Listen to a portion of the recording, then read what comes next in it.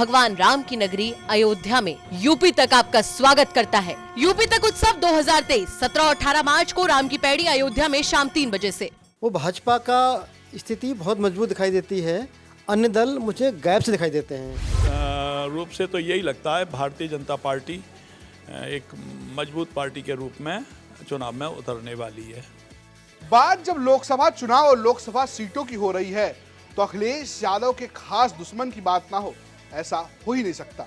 आज हम आपको सीट के बारे में बताने जा रहे हैं जहां से सांसद हैं अखिलेश यादव के खास दुश्मन और मुलायम सिंह के कभी खास दोस्त रहे एसपी सिंह बघेल, और ये सीट है आगरा की।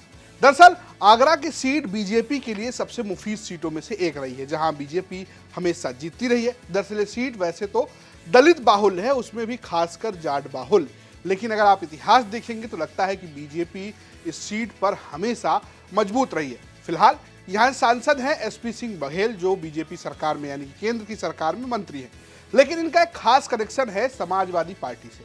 पहले ये मुलायम सिंह यादव के बहुत करीबी हुआ करते थे, उनकी सुरक्षा में थे। उसके बाद उनको चुनाव लड़ाया, मुलायम सिंह यादव ने नेता बनाया, लेकिन धीरे धीरे उनके सुर बदलते गए और वो मुलायम सिंह यादव से दूर होते गए। और आखिरी विधानसभा चुनाव में उन्होंने टक्कर दी थी सीधे अखिलेश यादव को करहल में जाकर। हालांकि एसपी सिंह बघेल अखिलेश यादव को हरा तो नहीं पाए, लेकिन जुबानी जंग में उन्होंने इतने हमले किए कि वो अब ऐसा लगता है कि अखिलेश यादव के खास दुश्मनों में से एक हो गए हैं। लेकिन ये सीट जो है वो एसपी सिंह बघेल से पहले भी बीजेपी की रही है। अगर आप पिछले 4 चुनाव उठाकर देखेंगे तो 3 बार यहाँ से बीजेपी ही चुनाव जीती है। 2019 में यहाँ से एसपी सिंह बघेल सांसद बने, 2014 में रमाशंकर कठेरिया यहाँ से सांसद रहे। इससे पहले 2009 में भी रमाशंकर कठेरिया ही सांसद थे और 2004 में सपा से राज बब्बर सांसद चुने गए थे। वहीं अगर आप यहाँ के जाति समीकरण देखेंगे तो आपको दिखेगा कि ये सीट वैश्य और जाट बाहुल्य है। एक अनुमान के मुताबिक इस सीट पर सबसे ज्यादा संख्या जाटवों की है, जो करीब 3 लाख है। इसके अलावा वैश्य 2,75,000 है, ब्राह्मण 2,40,000 के करीब बताए जाते हैं, मुसलमानों की संख्या 2 लाख है, ठाकुरों की संख्या 1,50,000 है और वाल्मीकि समुदाय की संख्या 1,50,000 के करीब बताई जाती है। अगर आप पिछले 3-4 चुनाव से देखेंगे तो चाहे वो अदर ओबीसी हो या सवर्ण हो या दलित हो, वो लगातार बीजेपी को वोट करता रहा है। हालांकि जो चुनाव के अगर आप समीकरण देखेंगे तो सपा बसपा गठबंधन जहां 40% पर नजर आता है, वहीं बीजेपी 50+ पर नजर आती है। तो ऐसे में अब इस चुनाव में क्या होगा, इसको लेकर हमने स्थानीय पत्रकारों से बात की। सुनिए क्या कहते हैं स्थानीय पत्रकार। मैं आगरा के सांसद प्रोफेसर एसपी सिंह बघेल की तारीफ करूंगा कि देश के शायद एकमात्र सांसद हैं जिनका कोई प्रतिनिधि नहीं है। कोई फ़ोन उठेगा तो वो सीधे फ़ोन उठाते हैं, नहीं उठाते फ़ोन उठाते हैं। और हर संडे को देश में कहीं हर संडे को आगरा में रहकर सुबह से लेकर रात तक जनता के लिए उपलब्ध रहते हैं। यह भी एक उनकी बड़ी उपलब्धि है। और कोई उनके अपने यहाँ बुलाए, भले बर्थडे पार्टी हो, भागवत हो, कथा हो, मृत्यु दिवस हो, जन्म दिवस हो, वो सब जगह जाते हैं।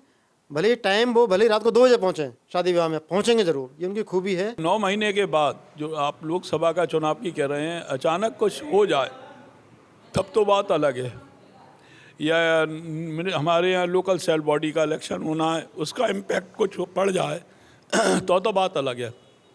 पर इस समय organise political force Bharatiya Janata party है, रूलिंग पार्टी भी है, स्टेट में भी सेंट्रल में भी।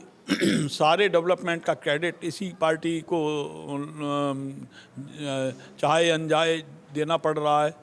दूसरी तरफ अनऑर्गेनाइज पॉलिटिकल फोर्सेस हैं, तो वो अनऑर्गेनाइज इस सेंस में एक तो आप उनके संगठनात्मक ढांचे भी पूरी तरीके से मजबूत नहीं है, और दूसरी चीज़ पोलराइजेशन के पॉइंट से भी वो संगठित नहीं है।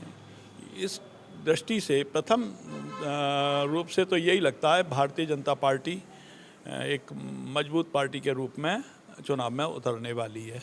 स्थानीय पत्रकारों की माने तो यहाँ पर एसपी सिंह बघेल का अपना भी एक रुतबा है। दरअसल वो जिस तरीके से लोगों से मिलते हैं, वो जो एक नेता, स्थानीय नेता करता है, लोगों के कार्यक्रमों में जाना, देर रात जाना, लोगों के घर जाना, ये एसपी सिंह बघेल का स्टाइल ऑफ पॉलिटिक्स है, जिसकी वजह से वो मजबूत दावेदार है। और साथ ही साथ यहाँ पर बीजेपी जिस तरीके से मजबूत है, वो भी एसपी सिंह बघेल के लिए फायदेमंद है।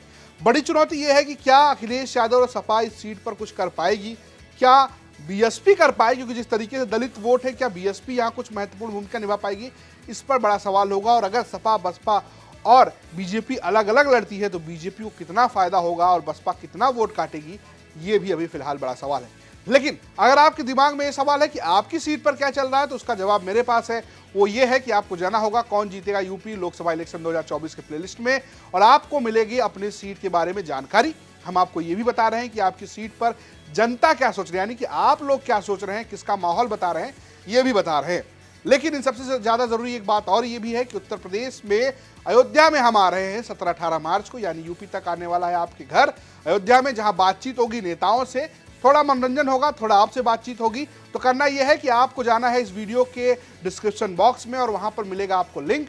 उस लिंक पर जाके फ्री रजिस्ट्रेशन करना है और अयोध्या में यूपी तक उत्सव में आप भाग ले सकते हैं, आप हमारे साथ बातचीत कर सकते हैं।